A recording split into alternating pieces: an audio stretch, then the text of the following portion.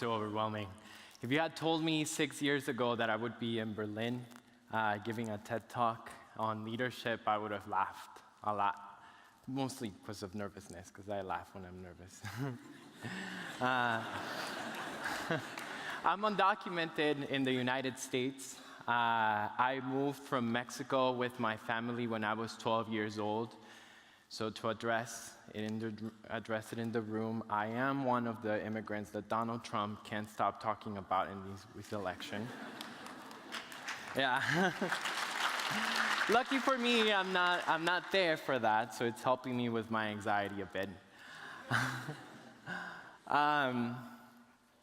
So 6 years ago, 2010, was a pretty eventful year. Some of you might remember there were some volcanoes, right, erupting in Iceland. The United States had just come around to the idea of universal health care. Personally, it was a very difficult year for me. I was sitting in my dormitory room in university. I was sitting on the floor, and I had my phone next to me, and I felt so alone and so hopeless. And then the phone rings, and I pick up the phone, and I answer the phone, and it's the school administrator who had called me now for the third time asking, "What's up with your social security number? Like, why don't you have one?" And then I'd start trying to explain why I didn't have one, trying not to insinuate in any way that I was living in the country without any status and that I was actually undocumented. See, people in America have, the people who are legal residents and citizens have a 9-digit number. It's called a social security number. And you use that to do very simple things like enrolling in school. But I went another way.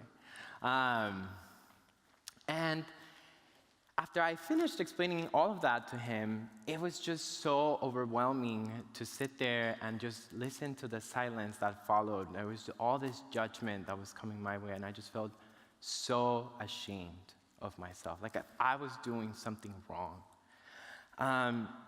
See, people in America, immigration in America is very complicated and it's very broken.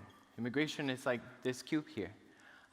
People in America think of immigration in terms of there's a good immigrant, the bad immigrant, there are the right ways and the wrong ways to immigration. In the whole decade before 2010, before I was sitting in that university dormitory, anti-immigration had taken over the United States, everywhere. There were laws proposing 700 miles worth of border fence. There were laws proposing for police officers to be able to racially profile people, arrest them, and eventually put them into deportation proceedings.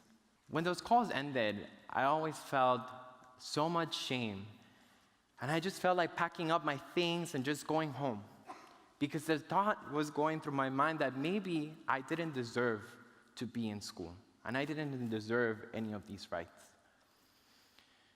Tonight, I want to share with you the learning that I've had over the last 6 years doing this work.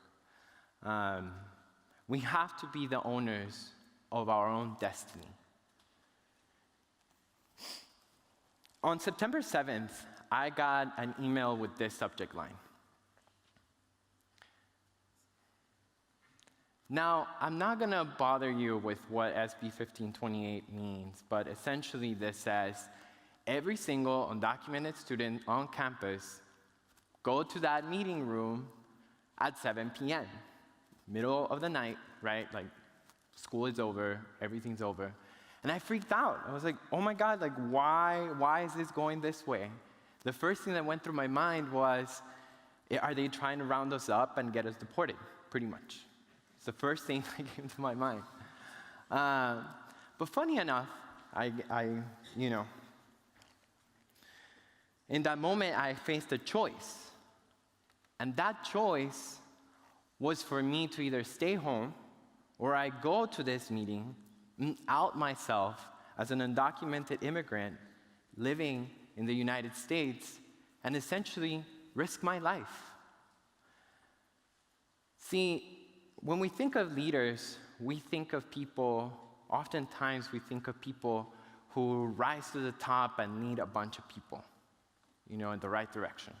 I like to think of leadership as a ripple effect, as a bunch of people that start getting activated. That was happening, that choice was happening for hundreds of undocumented youth across America.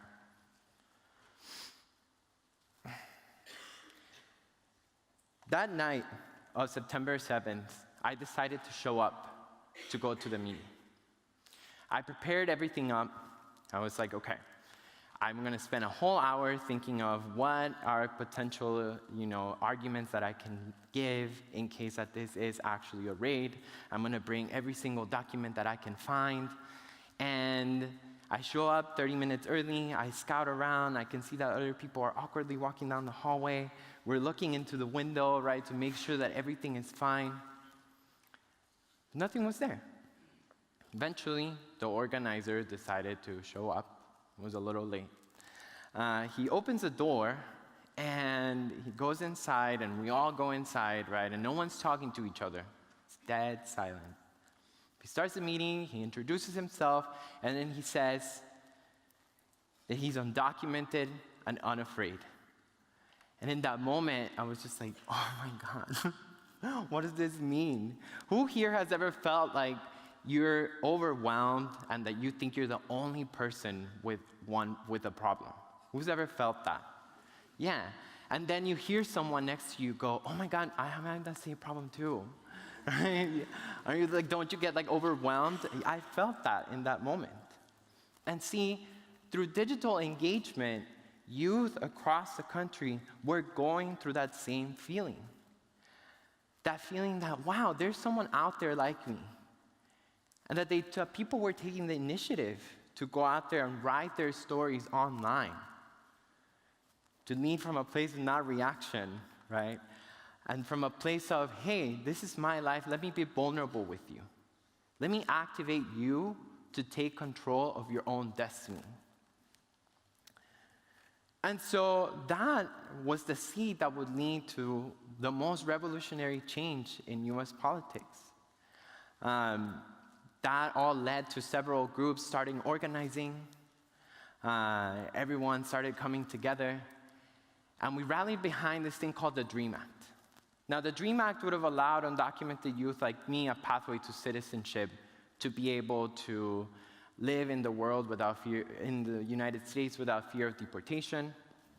Eventually, we got it to pass in the House of Representatives, but it failed to gather the support necessary in the Senate. Now, some of you might think that that was a devastating blow for us, and in many ways it was. But then it dawned upon me, and many leaders across the country, what if this whole time, everything we had been told would solve our problems was all wrong? What if people had been saying, you have to go into Congress and that's where you're going to fix things? Were we in this box? Was the question that kept coming up for us. And that was the tipping point. Undocumented youth went back to the drawing board. We all went back to the drawing board and we said, okay, what do we need to do to get what we really want? Because what we wanted was not to pass a piece of legislation. What we wanted was relief from deportation, was to live in a country where they gave us the dignity and respect that we deserved. And so we did just that. Through digital storytelling, we were able to tell the country, one, what is it that we wanted? We illustrated the world that we wanted. How did we do it? By people telling their own stories, by hijacking their own destiny and not letting other people dictate for us how we were going to get what we deserved. And so at the peak of that, that's what became the cornerstone of United We Dream. We were able to mobilize almost 3 million people online to interact with our content. And eventually, we created a crisis for the people of America. People had to look at us in the eyes. All the haters, the President of the United States had to look at us and say, answer that question. Do you want to deport me or not? On June 15th of 2012, against all odds, immigrant youth who are basically in the margins, we can't vote, we have absolutely no political power.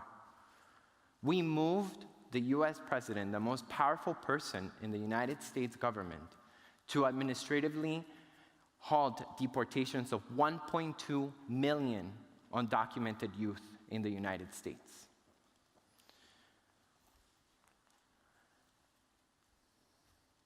And that brings me to my last point of my learning over these last 6 years doing this work.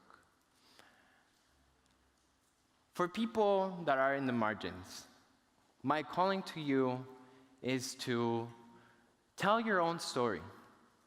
Tell the world what your destiny is. Don't wait for anyone to tell that to you.